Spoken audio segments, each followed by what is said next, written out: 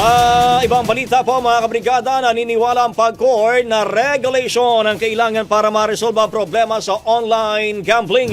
Ito ay kasunod ng inihaing mga panukalang batas na layong i-regulate ang online gambling o kaya naman ay tuluyan ng iban ito.